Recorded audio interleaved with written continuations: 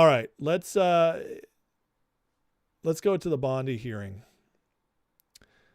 Let's listen to this, because I want to break this down, because there's a lot of people thinking Thomas Massie just crushed it here.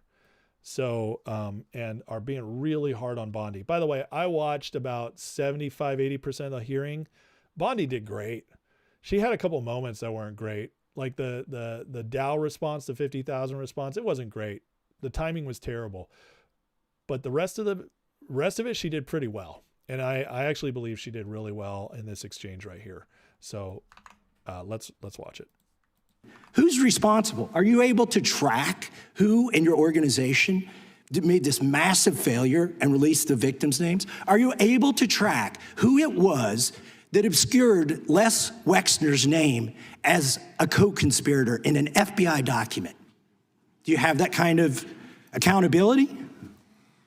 I believe Wexner's name was listed more than 4,000 times. Yeah, I already told you that. This is where he's listed as a co-conspirator. Can I finish my answer? Come on, let me finish my answer. We corrected that within 40 minutes. He was already, you're acting like everybody's trying to cover up Wexner's name. Reclaiming my time. I'm going to answer this question. Reclaiming my time. Mr. Chairman. This isn't how this works. Can I have my time back? Mr. Chairman. The gentlelady can give her answer. The time belongs to the gentleman from Kentucky. All right, I'm reclaiming my time. Can I give my answer? So yes. I'm going to put the language of the bill up on the screen. Chairman, may I give my answer on that? It's a political joke, and I need to give my answer on that. We'll let the Attorney General respond, and then the gentleman can move to his next question. It's my time. Within 40 minutes, you asked me a question. Within 40 minutes, Wexner's name was added back. Within 40 minutes of me catching you red-handed. There was one redaction out of over 4,700, and we invited you in. This guy has Trump derangement syndrome. He needs to get, you're a failed politician. Gentlemen, you need to I want you to watch the video. Mr. Chairman, please restore his Man, these hearings are so wild. Listen, okay, so even on my show over a year ago, when we were talking about Epstein, I talked about Les Wexner. He freaking lived in Les Wexner's house that Les Wexner gave him. Okay. Everybody who's spent 5 minutes studying Epstein knew Les Wexner was a part of it. That was the most obvious part of the whole Epstein thing. And what I want to get at here is Thomas Massie, who sounded just like a Democrat there. I reclaim my time, not letting her give her full answer, makes one redaction out of 4,000 mentions of Wexner in the files the big deal, the gotcha moment. And to Bondi's credit, it says when they noticed it, they unredacted it in 40 minutes. 40-minute turnaround, to which Massie admits it. But he has to turn it into, yeah, because I caught you red-handed. Caught her. The FBI had these files first. Remember when these files first came out last March? And Bondi and Kash Patel were getting to them, and we found out the SDNY, Southern District, New York, was holding the files and actually holding them back. And they had to go down there and demand them and basically storm the SDNY bureau to get the files out. That SDNY, which was run by a bunch of corrupt FBI agents, had those files for a long time. And a lot of these redactions, the DOJ has said, were given to them by the FBI. So the DOJ, with 3 million files, hasn't had time to go through every single redaction, fix it all. And what they're doing is, as Congress has been bringing it up, especially people like Massie, they've been unredacting stuff. That's already happening. It's not happening at a massive scale, but it's happening a little bit. She unredacted that name. They obviously aren't worried about Les Wexner. Massie, who is the big, I have the names. Remember a couple months ago, he said, I have 20 names from the victims I will release if they're not released. And then he never did it. And then when cornered upon it, he said, no, I had one name. I said the victims had 20 names. Okay, dude. Massie is such a fraud. How do people still not see it? It drives me crazy. So Massie, who has hours now to go in and look at the files unredacted, and first thing I'm going to hear is, "It's 3 million files, bro. What do you think he's going to find?" Okay, retards. Massie, if he's this hero and such a genius, by the way, he's an MIT guy. He is very smart. Going in, he's going to know exactly which files he wants to look at to see which the redactions are. Because that's what you do. You don't just go there like an idiot and sit at the computer and say, "Oh my God, it's 3 million files. Let's just start at page 1. Ha ha. 1, 2. I'm not seeing any names. Oh, I'm running out of time." No, you go into the computer with all these. You have the ones you're ready. You're like, I need to get these out. These are the ones I want to see.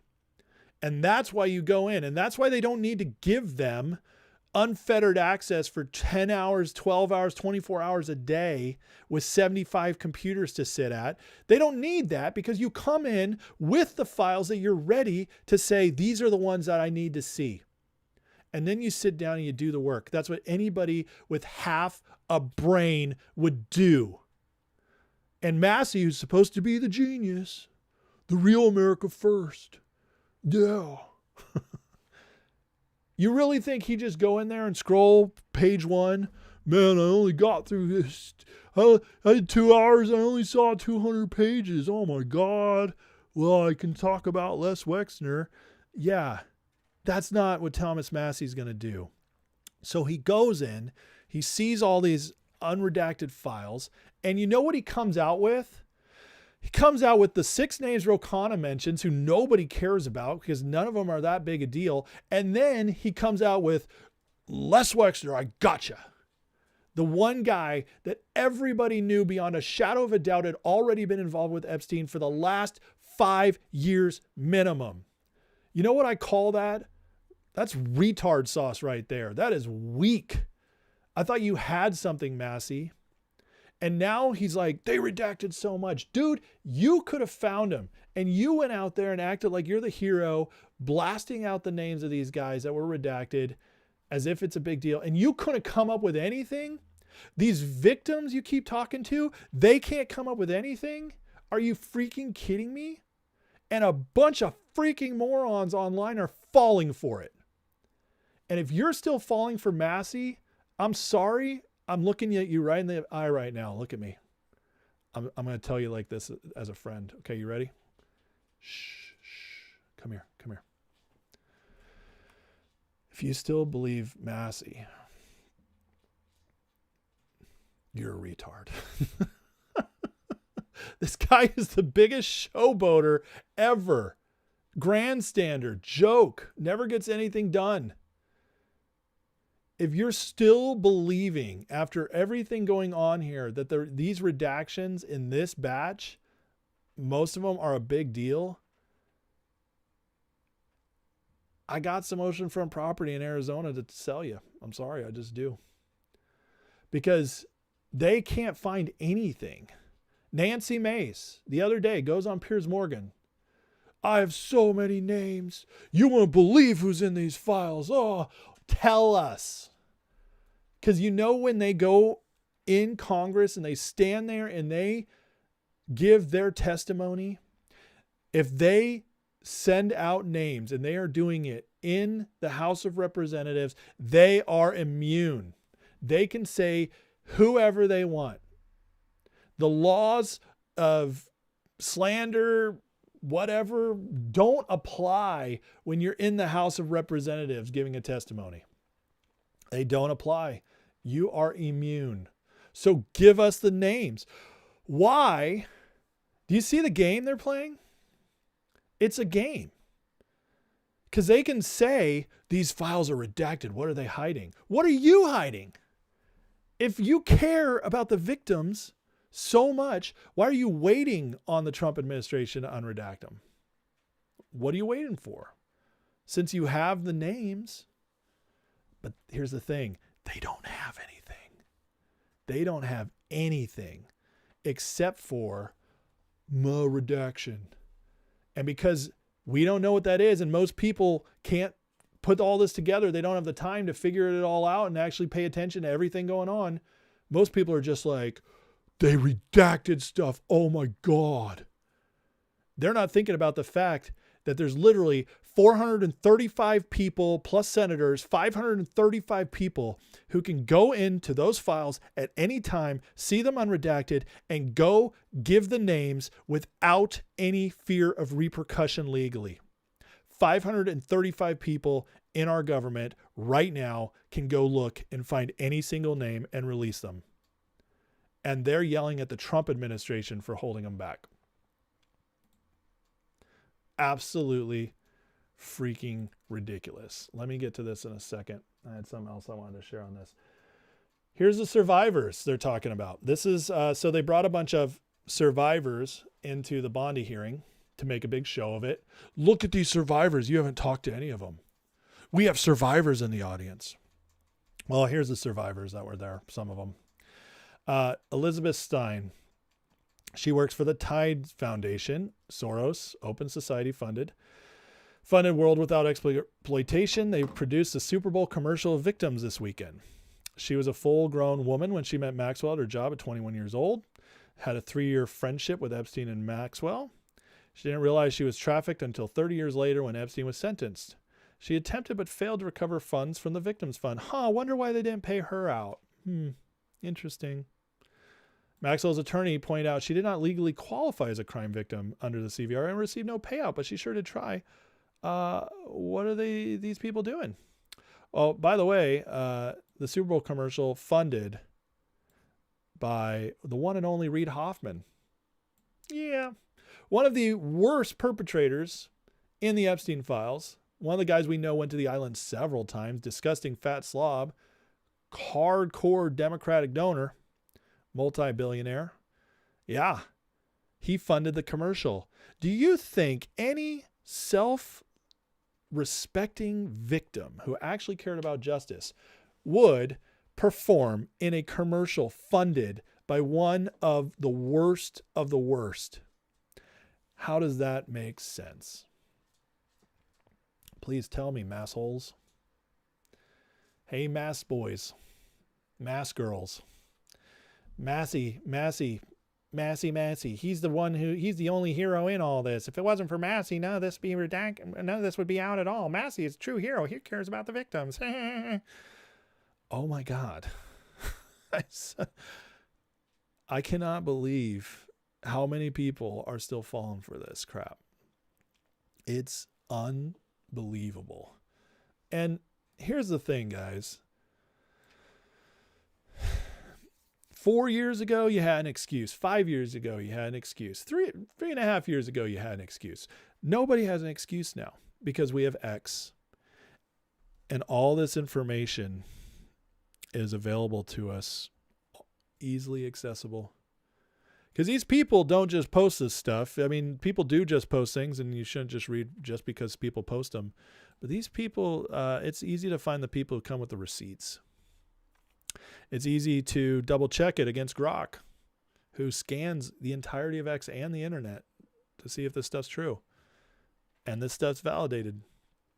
So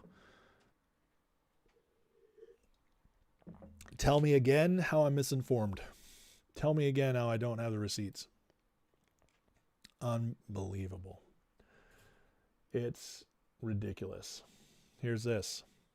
Members of Congress have had several days to go through the unredacted Epstein files. Despite a bunch of them saying you're not going to believe who's in there, not a single one of them have dropped details. Instead, they recessed and flew home from D.C. tonight.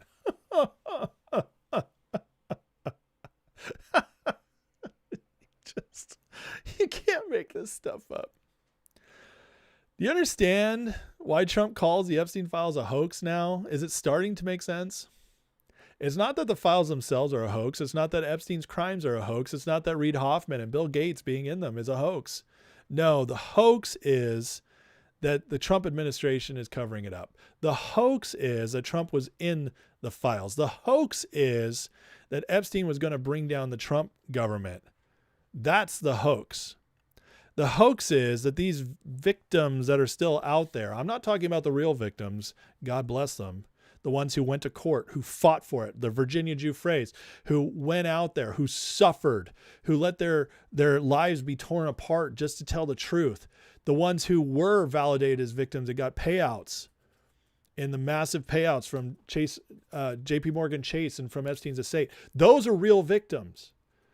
I'm talking about the fake victims who will not release names, who refuse to do anything except grandstand behind Thomas Massie and MTG and Khanna, bunch of anti-Trump crazies, stand behind them and say, we have it, why won't you release it?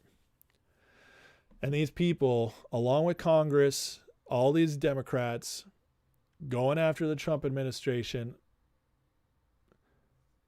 it's such a big deal that they voted tonight to shut down the government and go home. Because we care about the victims. Are you kidding me?